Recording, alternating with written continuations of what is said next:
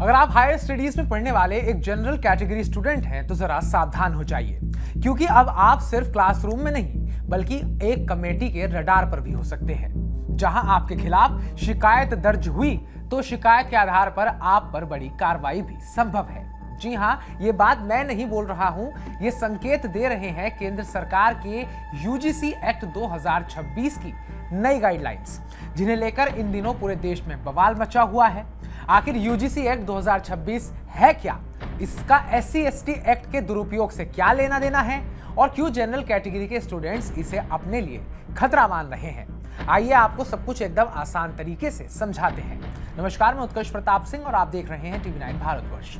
UGC मतलब university grants commission, उसने 15 जनवरी 2026 से एक नया रेगुलेशन लागू किया है, जिसका नाम है हायर इंस्टीट्यूशंस में इक्वालिटी को बढ़ावा देने का नियम 2026।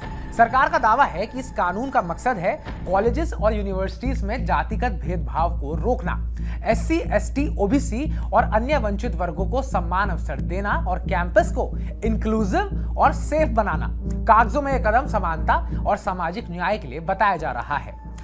असल विवाद तब शुरू हुआ जब इस रेगुलेशन में एससी एसटी के साथ साथ ओबीसी को भी जातिगत भेदभाव की श्रेणी में शामिल कर दिया गया। हर कॉलेज और यूनिवर्सिटी में equity committee, equal opportunity cell, equity squad जैसी व्यवस्थाएं कंपलसरी कर दी गई।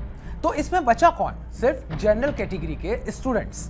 किसी भी छात्र या शिक्षक के खिलाफ शिकायत दर्ज करना अब और आसान बना दिया गया है। अब यही वो बिंदु है जहां से जनरल कैटेगरी के छात्रों में डर और गुस्सा दोनों पैदा हो गया। जनरल कैटेगरी से जुड़े लोगों का कहना है कि अब कोई भी छोटी बात, बहस या एकेडमिक मतभेद जातिगत भेदभाव की शिकायत बन सकता है। अब इसकी समीक्षा हो रही। मैं व्यक्तिगत अपनी राय जहां तक है, मैं चाहूंगा कि इस कमेटी जो बने सभी लोग, सभी वर्गों के मिला के बने, ताकि किसी के साथ पक्षपात ना हो सके।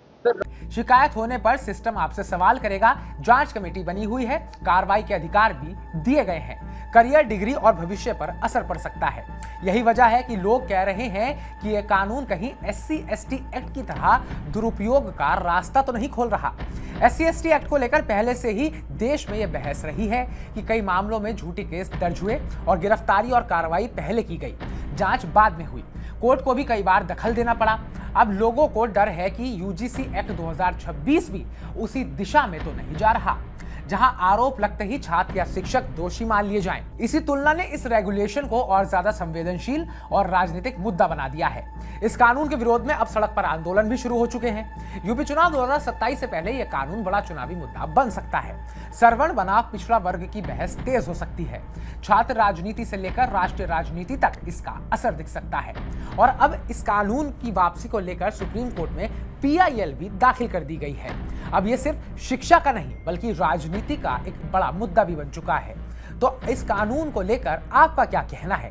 क्या यह समानता का अधिकार देता है? क्या यह सबको समान बनाता है, या फिर ये भारत के संविधान में जो समानता की बात करी गई है उसका उल्लंघन करता है? कमेंट बॉक्स में कमेंट कर हमें जरूर बताइएगा आपको क्या लगता है, क्योंकि ये देश का आज का सबसे महत्वपूर्ण मुद्दा है। बाकी ताजा अपडेट्स पाने के लिए टीवी9 भारतवर्ष को सब्सक्राइब कीजिएगा।